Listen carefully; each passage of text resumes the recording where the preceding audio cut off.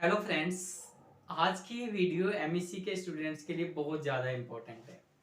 देखिए, इस वीडियो का बनाने का मेरा ऑब्जेक्टिव ये है कि एमएससी को पास करने में आपको कुछ हेल्प हो पाए। अगर आप सीरियसली मेरी बात को फॉलो करोगे तो थोड़ी नहीं काफ़ी हेल्प हो जाएगी। अब हम ये समझते हैं कि हम क्या गलती करते हैं। पहली बात तो ये जो हमें नहीं करनी चाहिए, मतलब डू और नॉट टू डू। हम क्या करते हैं, जैसे अगर मैं एग्जांपल लूँ, MEC 004 एक सब्जेक्ट है जिसकी क्लासेस मैं अभी फ़िलहाल डाल रहा हूँ। तो इसमें 6 ब्लॉक हैं और जो यूनिट है वो है 22, यानी कि 22 चैप्टर्स हैं।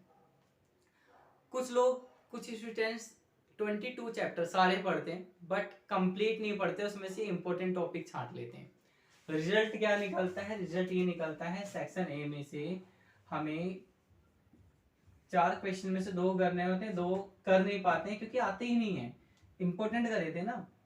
उसके बाद जो 5 से लेके 12 तक के क्वेश्चन आते हैं, इसमें से 5 क्वेश्चन करने होते हैं, वो भी नहीं आए। वही नहीं, 7 क्वेश्चन अटेंड नहीं हुए। क्यों? क्योंकि इंपॉर्टेंट करा था।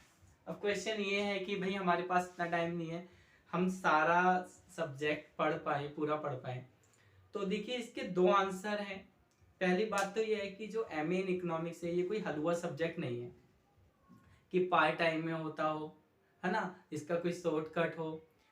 देखिए, एमए इकोनॉमिक्स कोई प्रोफेशनल कोर्स तो है नहीं कि एमबीए हो गया, एलएलबी हो गई, एमबीबीएस हो गया, इसको करने के बाद आपको जो मिल जाएगी। आपको कोई ना कोई एग्जाम क्रैक करना पड़ेगा और उस एग्जाम को आप क्रैक तभी कर पाओगे जब आपको सिलेबस की सही जानकारी हो और पूरी जानकारी हो।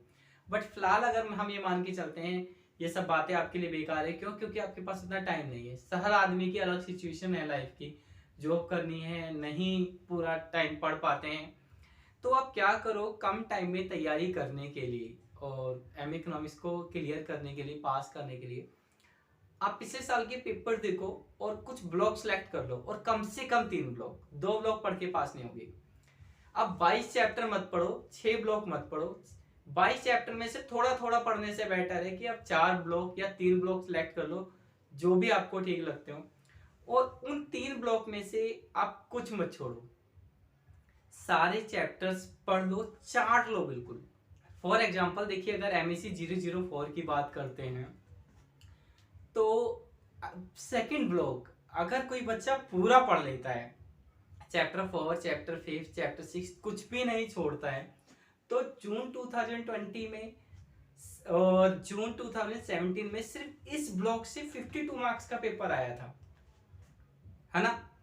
और कुछ सालों में इस ब्लॉक में से 32 मार्क्स का पेपर आया। अगर आपको मेरी बात पे विश्वास नहीं है, इग्नू की वेबसाइट पे जाइएगा, पिछले साल के क्वेश्चन पेपर मिलेंगे, देख लीजिएगा। मैंने जब MEC 004 की फर्स्ट क्लास स्टार्ट करी थी ना, तो आपको विद प्रूफ क्वेश्चन भी दिखाई दी। तो कहने का मतलब ये कि अगर आप 3 ब्लॉक को पूरा पढ़ोगे, सारे चैप्टर पढ़ोगे 3 ब्लॉक के और कुछ भी नहीं छोड़ोगे, तो 3 ब्लॉक से भी आप पास हो जाओगे। सिर्फ पास नहीं होगे, 7 क्वेश्चन अटेंड कर दोगे। 7 नहीं तो 6 तो कर ही दोगे। और अगर आपने 4 ब्लॉक पढ़ लिए तो दुनिया की कोई ताकत नहीं है कि आपको 7 क्वेश्चन अटेंड करने से रोक दे। तो आज की इस क्लास में मैं आपको सिर्फ यही समझाना चाहता था कि भैया आप सारे चैप्टर में से इंपॉर्टेंट मत पढ़ो, बल्कि कुछ ब्लॉक सेलेक्ट करो और उन ब्लॉक के जितने भी चैप्टर है उसमें से कुछ मत छोड़ो। बस अब मिलेंगे नेक्स्ट क्लास में।